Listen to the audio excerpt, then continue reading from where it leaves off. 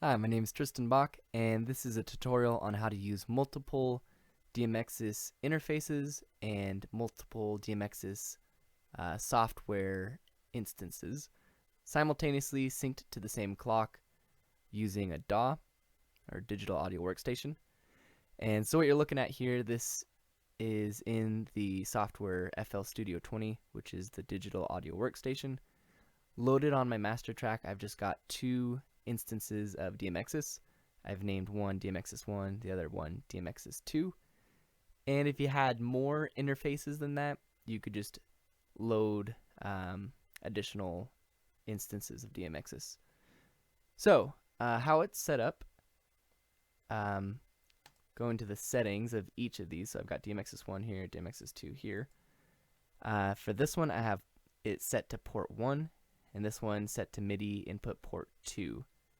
And if you had other MIDI controllers connected to your device, and they were already using input 1 or 2, these can be set to any input port as long as they're different from each other, and the MIDI output, which I'll get to, corresponds with whichever DMXIS software instance that you're wanting to control.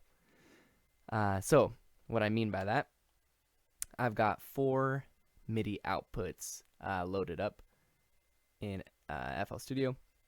If you have FL Studio, how you would add those, you just go here in the channel rack and select MIDI out, and looks like that when you first load it. I'm going to go ahead and delete that. So I have 4 of those MIDI outputs in my channel rack, and I've named each one. So DMXIS1, you've got the bank and the preset. And for DMXIS2, you've also got the banks and the presets. And how you set them up, so go into the DMXIS1 bank, make sure the port matches whatever you set here for DMXIS1. So I have it set to port 1 here, so it'll match up here too. And then for the banks, it's channel 15. If I go to this MIDI output, for the presets, it's channel 16. So again, that's talking about these ones. Banks here, which is channel 15. Presets here, which is channel 16. And likewise, for DMXIS2, same thing. The port has to match whatever I set DMXIS2 as. So I have it set to input port 2. So it's port 2 here. And for the banks, I have it set to channel 15. For the presets, I have it set to channel 16. And how I would set this up is, so this isn't everything I would have in FL Studio. I would have like audio tracks and a click track and stuff. But so if I have a backing track right here, and it lasts this length, which is only 6 bars, but I would do song 1 for the bank of DMXIS1 and 2. I would make them match, and they would be, the MIDI would be for the duration of the song. So right here, this one would only be one song. When I get here, this is the second song, this is the third song.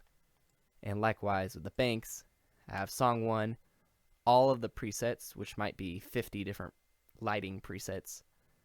And then when it gets to song 2, it's going to be 50 different lighting presets.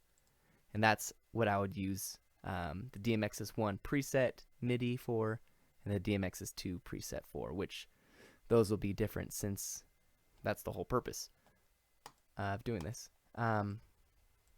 So this is what it looks like. I haven't programmed any of the presets yet, so these aren't going to move, but if I had, this is what it would look like.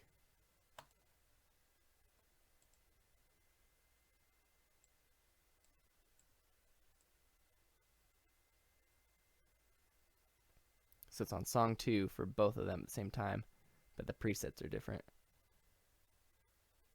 And this way you can have multiple universes. I imagine up to whatever your computer can handle. So that's that. Let me know if this was helpful, and I might make other videos in the future about how you might set up backing track to go along with this, a click track, which only the band would be able to hear, not the audience, stuff like that. So if you're interested, let me know, and I'll make a video on that too. Again, my name's Tristan Bach, and I hope this was helpful.